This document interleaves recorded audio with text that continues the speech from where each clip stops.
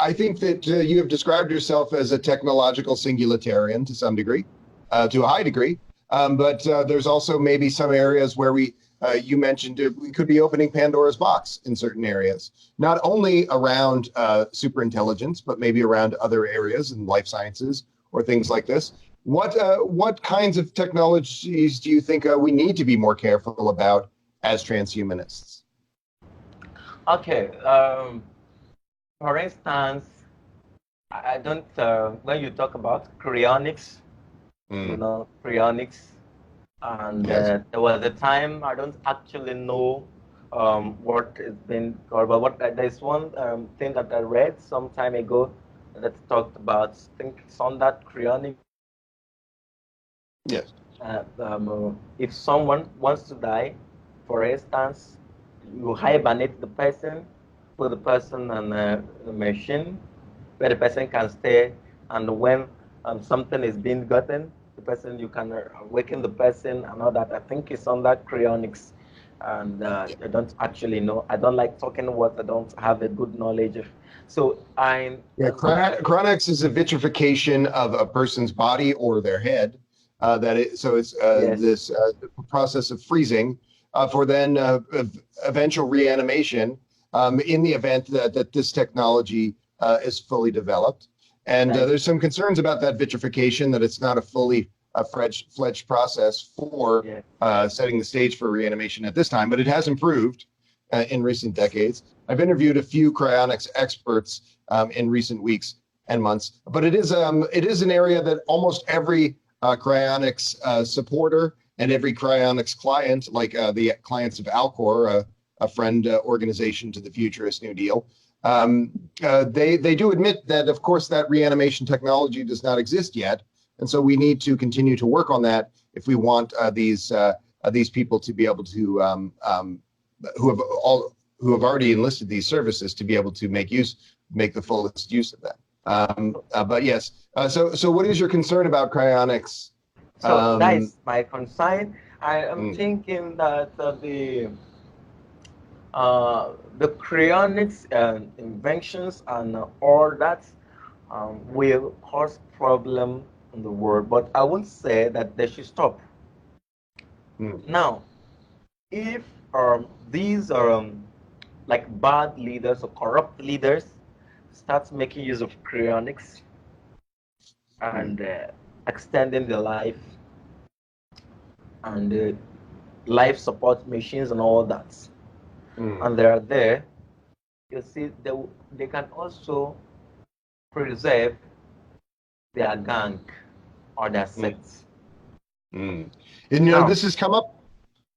This has come up time and again in the United States, not concerns specifically about cryonics, but concerns about life extension efforts being a plaything for the rich and having little relevancy to this larger society. It's come up in a particular sense in recent weeks around the death of a man named Jeffrey Epstein, a very controversial event. But this man was, in the weeks prior to his death, it was being described that he had life extension interests, but also some very neo-eugenicist ideas and some very troubling habits that reflect poorly on our community.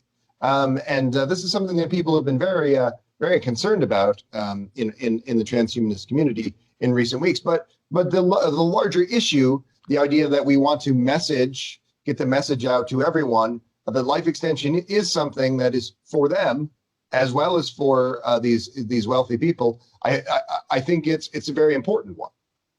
Yeah, but then you're talking about life extension. I've looked at how expensive that is. I've made a statistical analysis of that, and it's not something that everyone can get. But then we have people that need this life extension are oftentimes poor.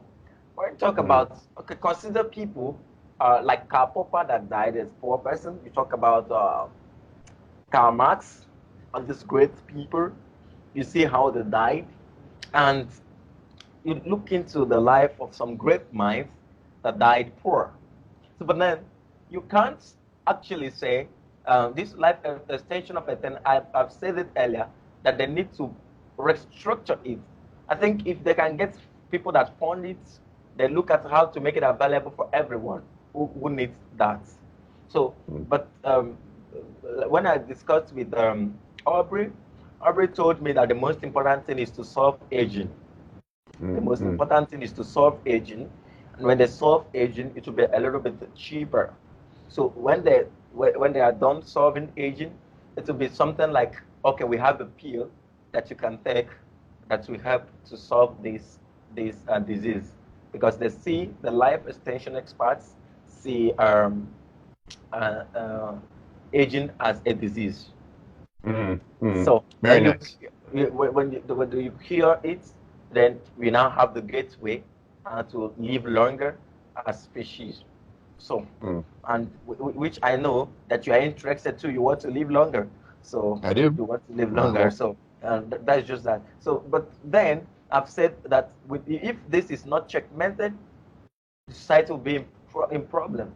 Just like most things that this person is doing. What's the name? Elon Musk. Elon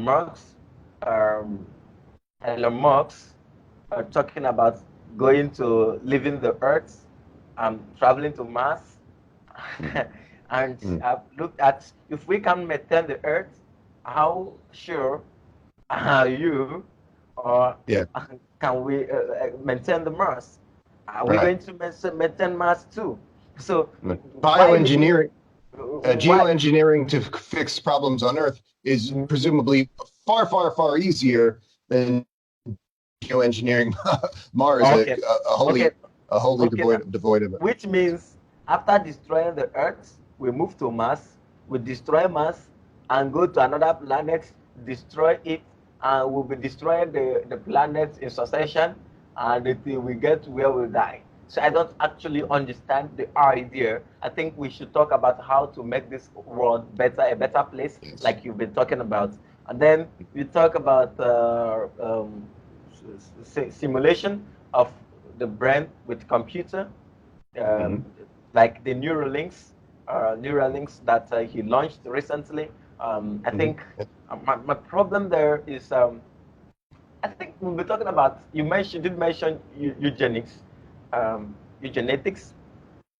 You did mention that. Yes, so, in the specific context of Jeffrey Epstein being involved in this fertility medicine scheme that had a neo-eugenicist sort of pall over it, and at the same time being described in a lot of media as a transhumanist and describing these things as transhumanist. Okay, so I'm talking about why the fusion of the brain, human mind uploading, and all this. I'm not against it.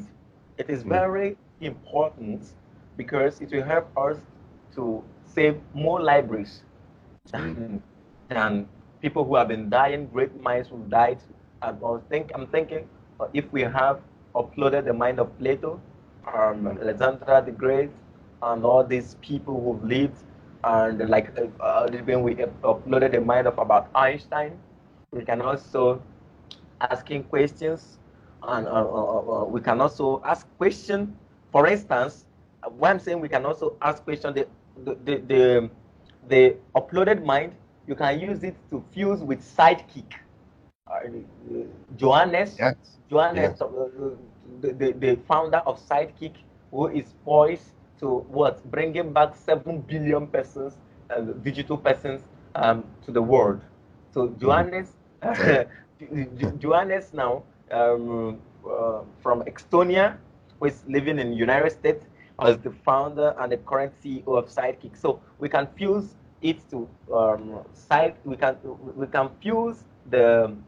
can fuse the stuff, the uploaded mind, to the sidekicks, that is the AI version of the person, and we can also interview the person and get the one-on-one discussion about the person interview. But then you did mention inequality too. What about the poor masses? Some of all these things should be done in such a way we invite investors. Like, for instance, when you come to Africa, the wealthy people, they are not interested as such. Only few are living petroleum which with the recent inventions, you see very soon fossil products will not be in existence with the trend of electric cars and some other things. So it will be less relevant.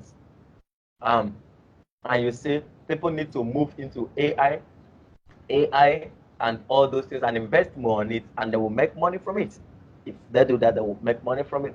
So you see, like my friend Chuku Augustus, he started so many projects. He started so many projects. He wanted to start aquaponics, vertical farming in Nigeria. He wrote to so many banks and all those. No one responded to him. So they said it's a big project. What's a big project? It's not a big project. It's not about him. It's about Nigeria. So it's not about so some of all these people, they don't understand this thing. When you are talking about it, just like you are singing Twinkle Twinkle Little Star.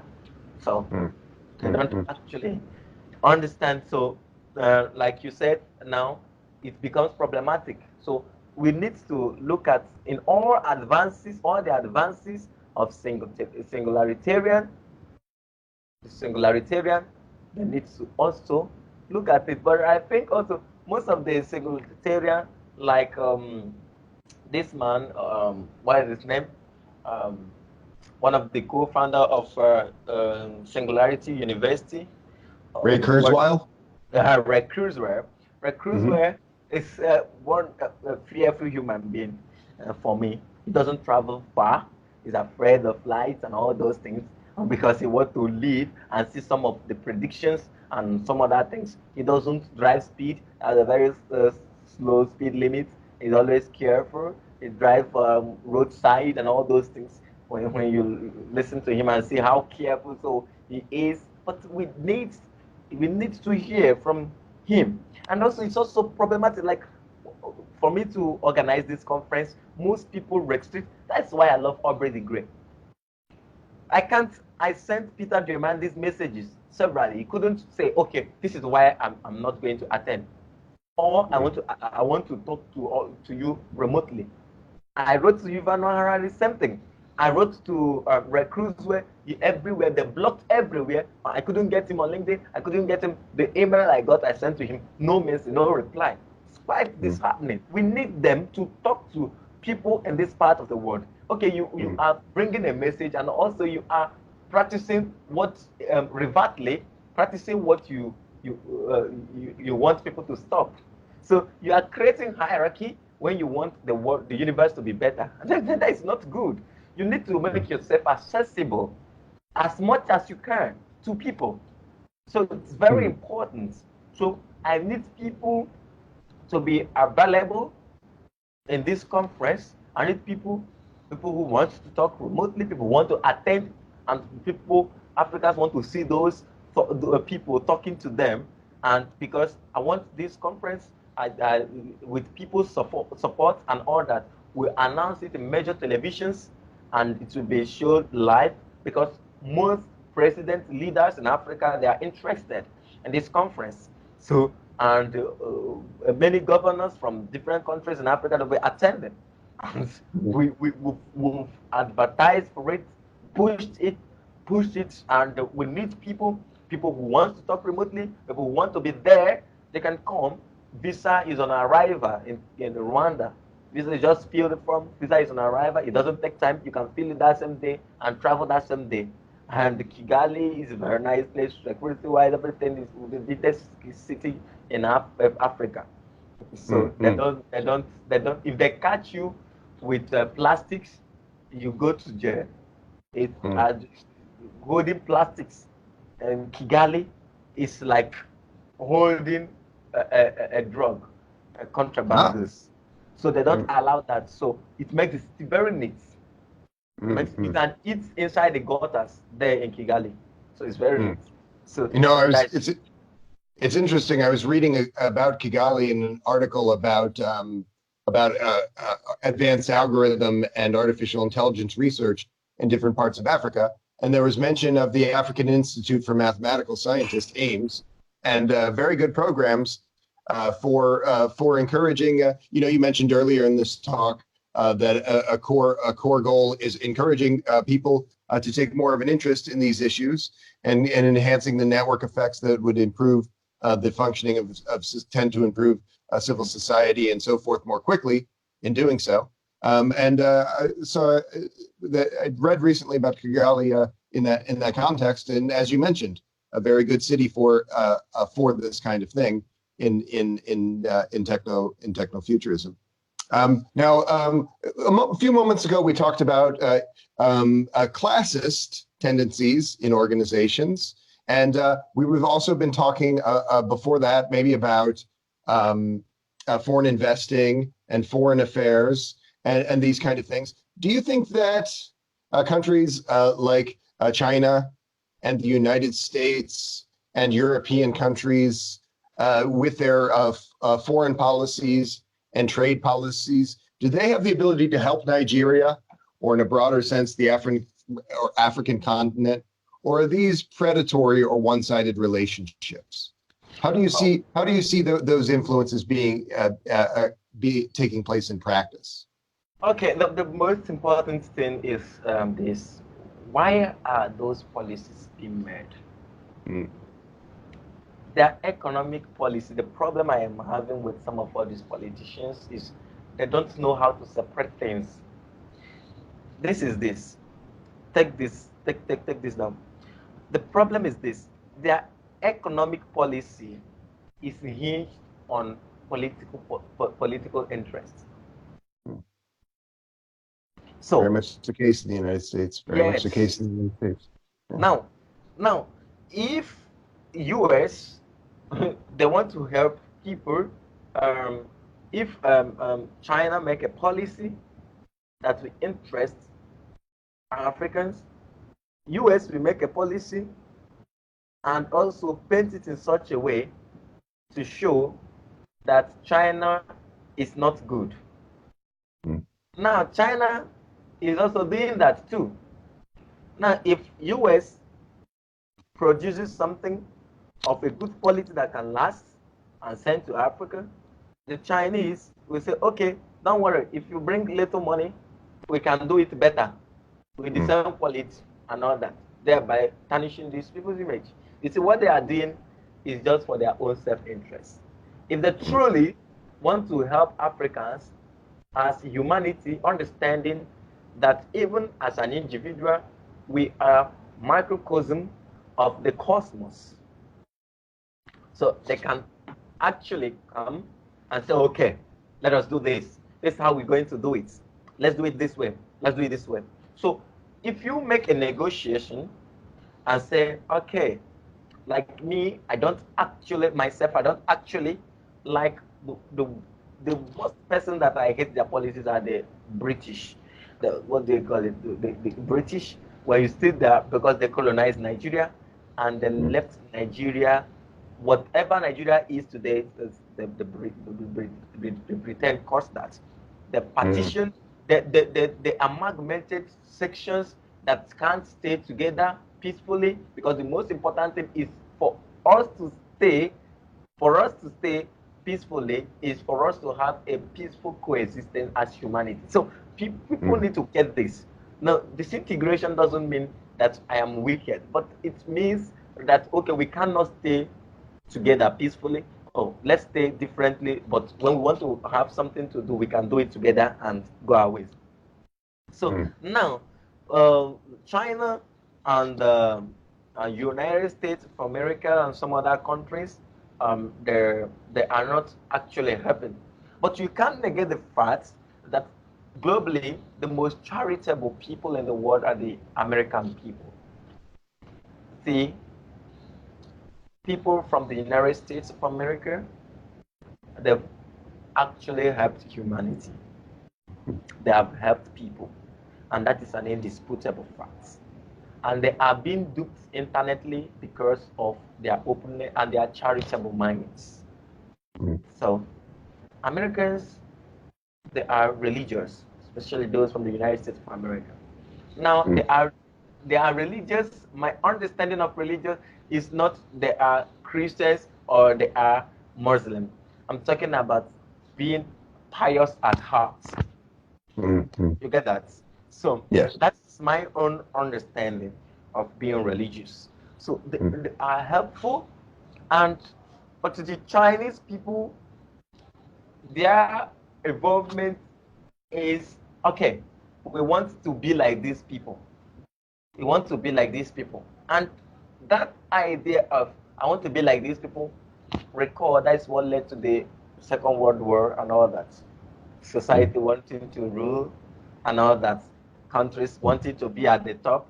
Everyone wants to be Imperialist. like, yes, everyone wants to be like the United, like the USA. People want to be like Americans and all that. So, and I think America needs to maintain this by seeing others as their brothers. Some ideology of the president's like, okay, let's make America great. Okay, it's not sending a good message at all. But if to help like these groups and the societies and associations like Bill and Melinda Gates Foundation, uh, you know what I'm talking about? Bill Yes. and Melinda Gates Foundation, they are doing something that is very good, but they're not getting it right.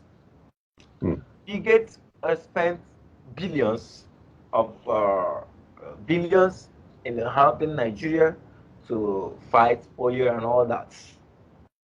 But then, but then, he never provide he never provided a good platform to checkmate that. So you can't give someone that is ignorant of something money to solve a problem. So you need to educate a person on how to use it.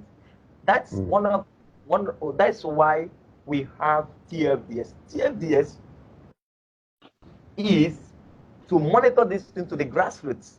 You don't just start saying, okay, I want to solve this, I want to solve that. Okay, oh, these people need aid. Let's give them $50 million to solve the problem. You know that they have corrupt leaders. They have this.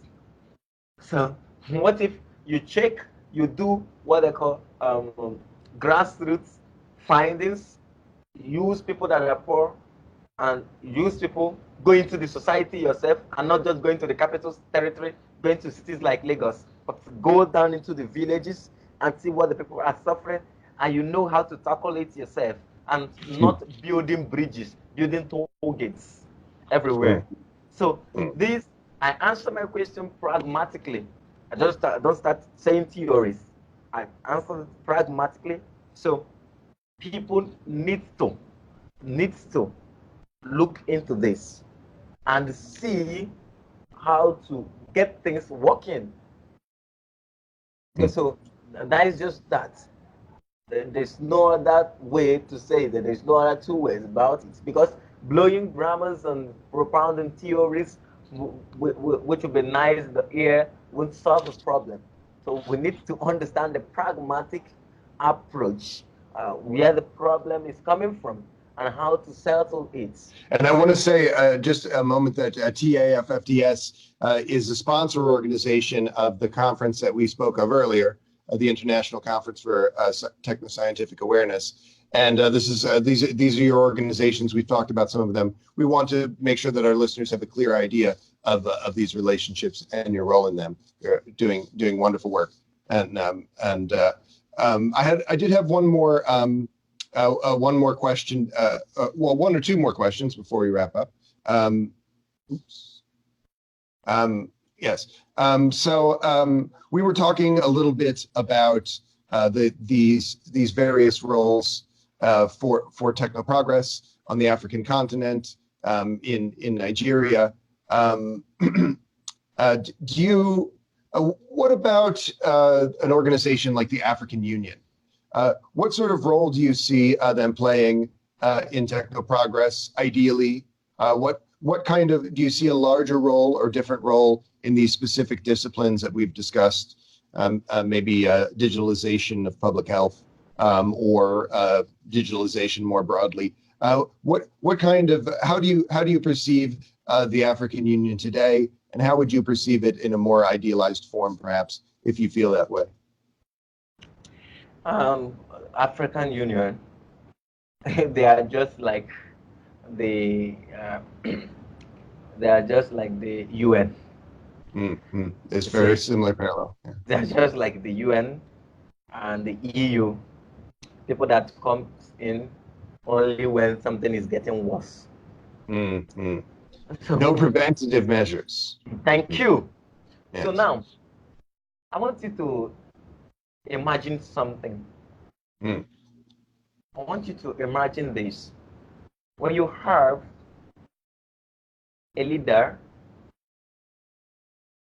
who doesn't understand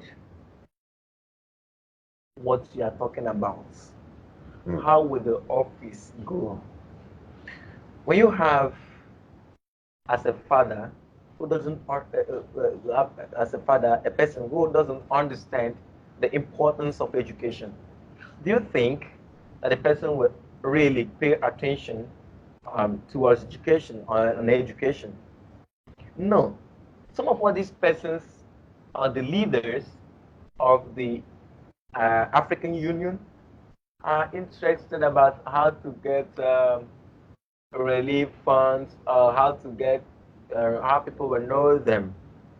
We need people like the president of Rwanda and subtly the president of Ghana for things to start functioning well. So we need people who are evolved, who understand digitization and all that. An analog leader can't function in the digital age. So whatsoever that you think of will be absorbed, and it just be like what happened in the allegory of the cave, allegory cave of that Plato talked about. So now, those leaders are the AU, are these, are the. If we want to push all this thing forward strongly, we need people who understand what and where the society is going. Well, I would say that AU is not doing well. They are trying their best, but their best is not enough. The one pushing or the department in charge of this, you only give what you have. You can't give what you don't have. So you can look at the African society, for instance, when you come to when you check the Nigerian ministerial appointments, or let's say in the Senate House, or when you see people who are governors and presidents, you'll be surprised. You people are lucky to have even someone like Trump as leader, but I know that is not the best America should afford. So now, yes. Now, when you talk about, when you come to Nigeria now, you see someone who is a farmer who studied agriculture as Minister of Power. So it's contradictory. So when you see someone who studied banking and finance as Minister of ICT, so it's quite crazy. So these are the people. Okay, look at the person, the chairman of ECOWAS, President Muhammad Buhari of Nigeria. What does he doesn't even understand what you are talking about. So that is just that. So you can't, African Union, they are doing their best based on their level of consciousness and awareness. So what they know is what they are doing, they are pushing. So I don't think they've really invested more on ICT. So, and all this current philosophy, futurism, transhumanism, all this, they are not, all those things are sounding like Greek to them. So we have people who schooled abroad, diaspora, and I think the way they can do that is restructuring the universities and the technological institutes, bring down some of all these courses, make futurism a university course, make transhumanism a university course, and they study it as a movement and also as a course, as a discipline. We situate people, we put history, we link it, interlink it, make it a strong contemporary philosophies that will make life better. I don't know if you understand what I'm talking about. So it will help Yes, sir. us. Yes, it will help us get people and catch them young, just like what the Westerners did here in Africa.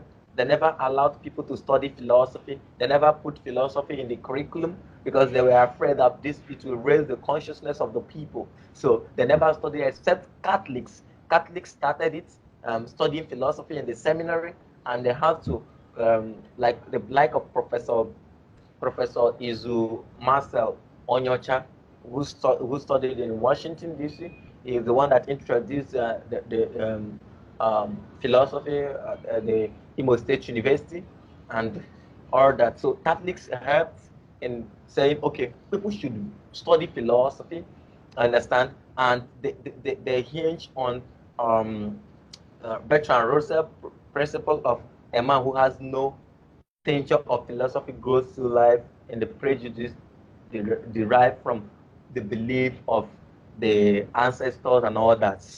So, so they hinge on that, and they make sure that philosophy, they make sure that philosophy is studied, and so that's just that. So when you talk about some of all these things, the problem is fundamental. So we need to start from somewhere and start doing a kind of a deconstruction and saying AU, they don't have a good picture of what you are talking about, most of them. So those who knows what you're talking about, they are not better, they are not in a better place to push this. There is a problem of appointment. They use someone who is not well attuned in a particular position for another position, and someone who is attuned in this position to another position, and it's problematic.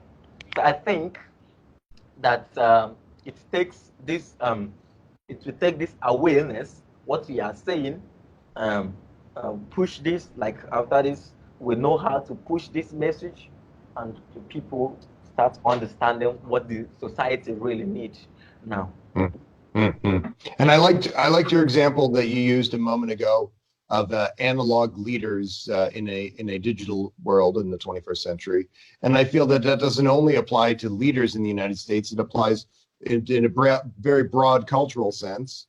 We run the risk in the United States and in many parts of the world of having advanced technologies like the digitalization of life extension becoming orphan works, becoming orphan technologies, things that could be used, but we don't have the political will or cultural literacy in this area to actually implement their usage. And that You're is understanding what I'm heartbreaking talking in the about. Yeah. yes.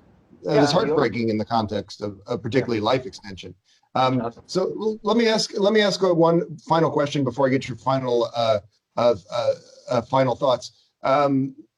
Like I said, the United States is not as well prepared as maybe some other parts of the developed world for things like life extension and for advanced technologies of other kinds, but particularly I think of super longevity. Do you have any other concerns of these kinds in Nigeria? Things if you were able to educate people, make them more culturally literate, make them more scientific minded and scientifically literate, how would you approach that? What concerns do you have about folks, specifically perhaps in Lagos or Nigeria? Well, we preliminarily you talked about the role of singularity in Nigeria, and I would like to talk more on that. See, the major role is to educate, inspire, empower leaders to apply exponential technologies, special technologies, so as to address humanity grand challenges. Yes. Now, that's the basic ideology of the Singularity University. So now,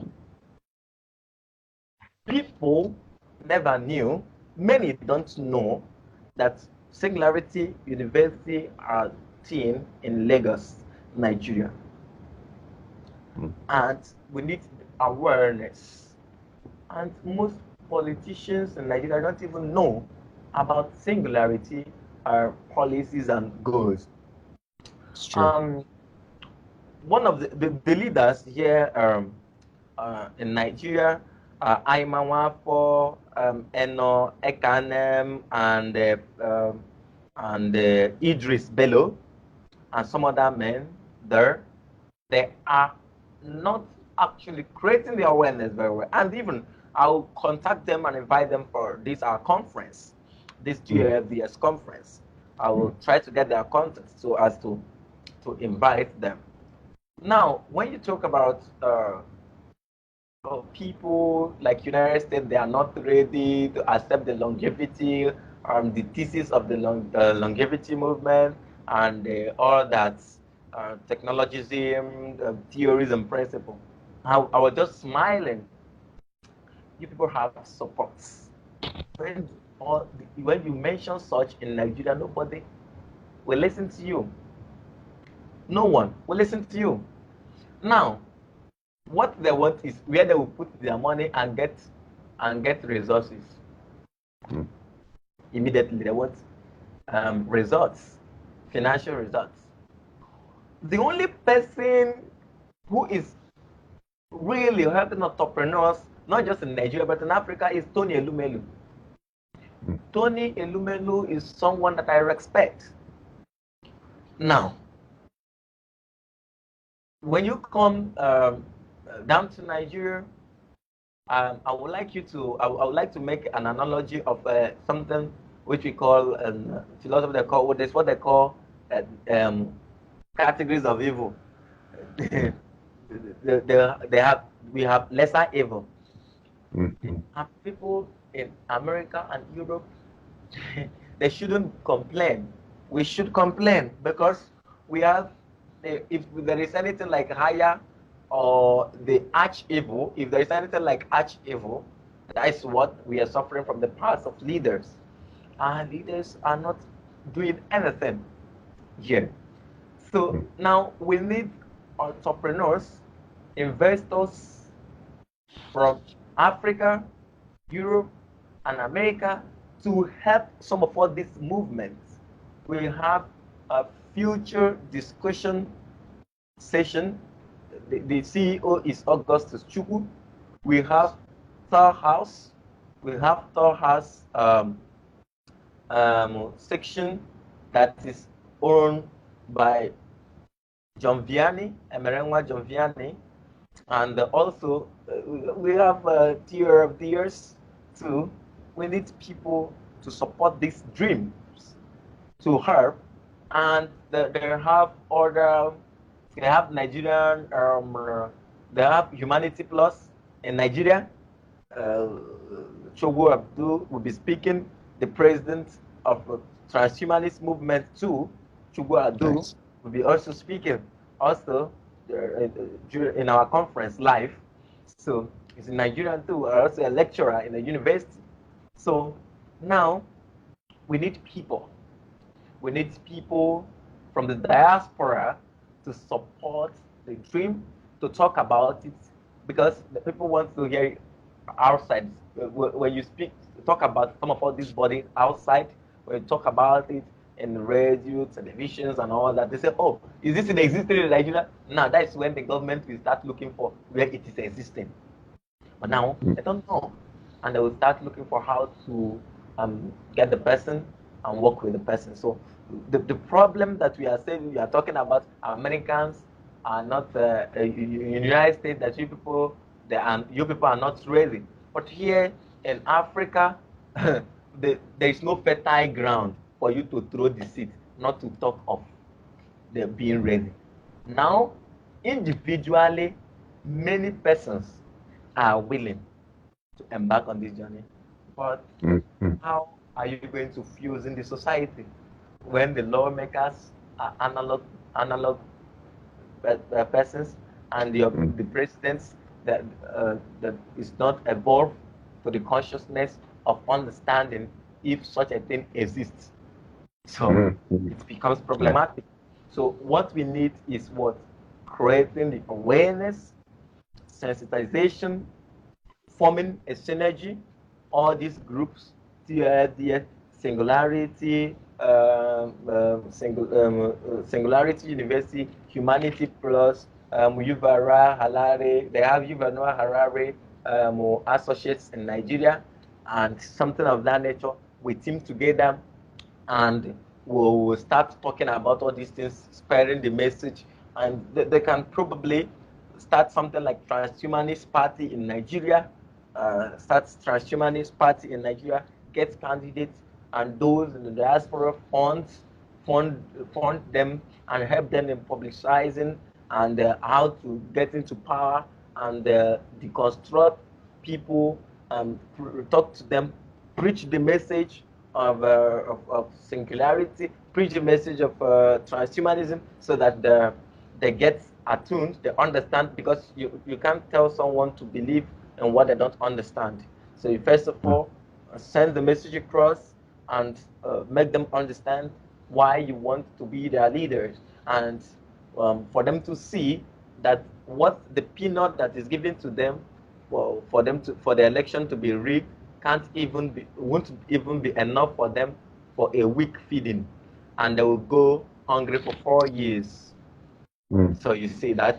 So because of hunger, starvation, if you give anyone 1,000 naira, which is 1,000 naira, which is not up to $5, the person will be suffering. So, like I told people in my book, the first stage of the philologist, my second work, I talked about my life story and how I'm still struggling to find my feet. So it's not always easy. So when you start talking about all these things, society starts to stand out from you, because they say, this guy is crazy. What is he talking about? So it's just like bringing a message to people who don't even understand what you're talking about.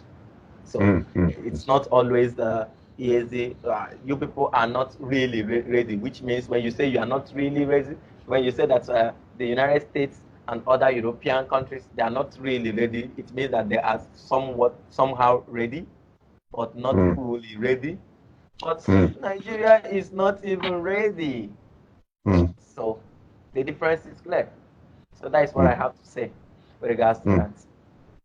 Very nice, very nice, and an insightful analysis. And in the course of the last year, in the course of 2019, I've become a lot more involved than I was involved previously. Become a lot more involved with techno-optimist organizing, and a lot more aware of the inner workings of a lot of these organizations, and founded the Arizona Transhumanist Party, of which I am now still chair, fairly recently as well. And in the course of all of these experiences, it struck me more than I expected how much these efforts are a transnational set of efforts. How much the people involved are very much reaching not just across the aisle in a partisan sense, but reaching across oceans to try and work. And I see in your conference and in your work that I believe you're the very best of that, sir, reaching out to people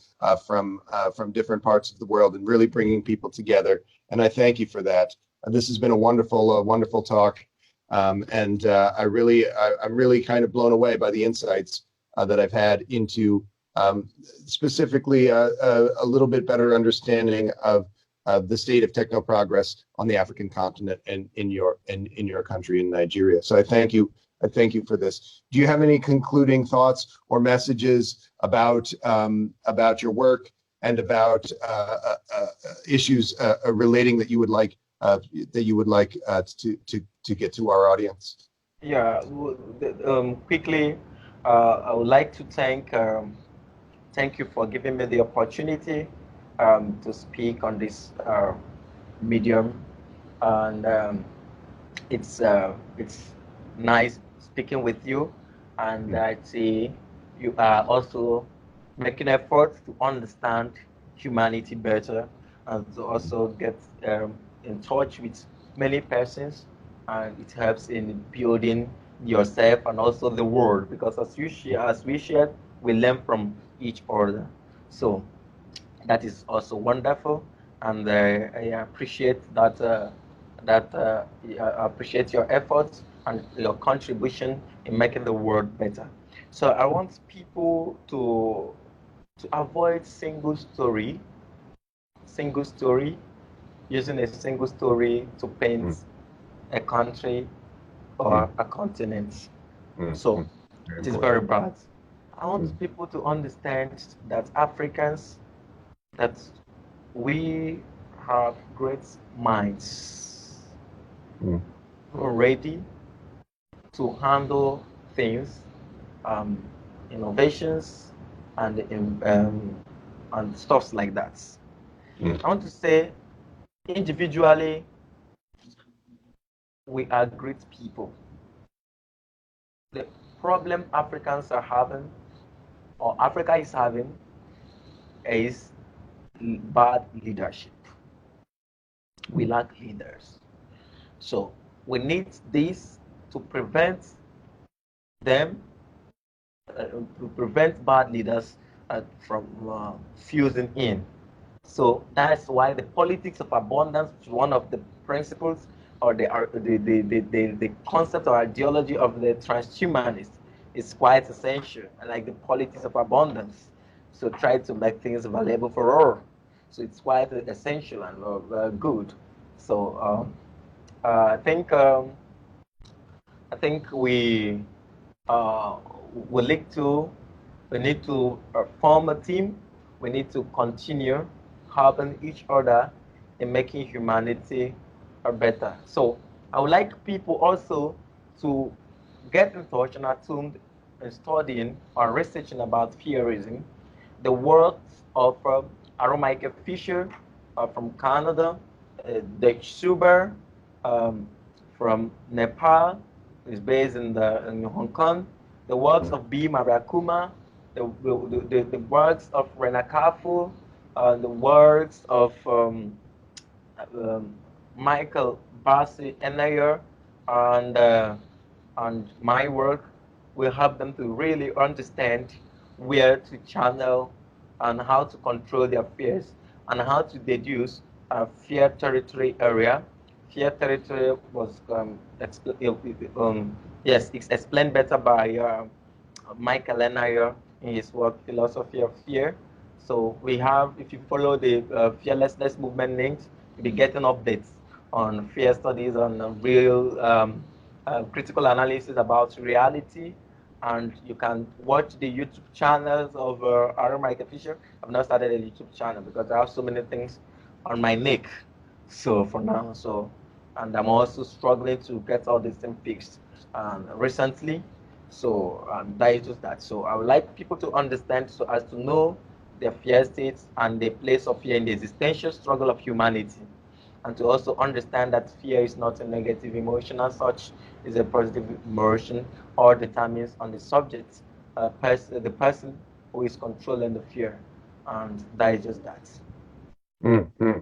Very nice, very nice. And I want to also say that it's just about 6 weeks away, the Techno-Scientific Awareness Conference, from October 7th to October 11th. It's in Kigali, Rwanda, but you can register online. You can participate online. I understand there's a few different ticketing options. So people might there's a lot of ways that we can be participating in these things as techno-optimists. And so reach out to yourself. And again, sir, it's been a pleasure. Ósìnàkáchì Kálù, I'm pleased to have met you. Thank you for doing this, and enjoy the rest of your week, sir.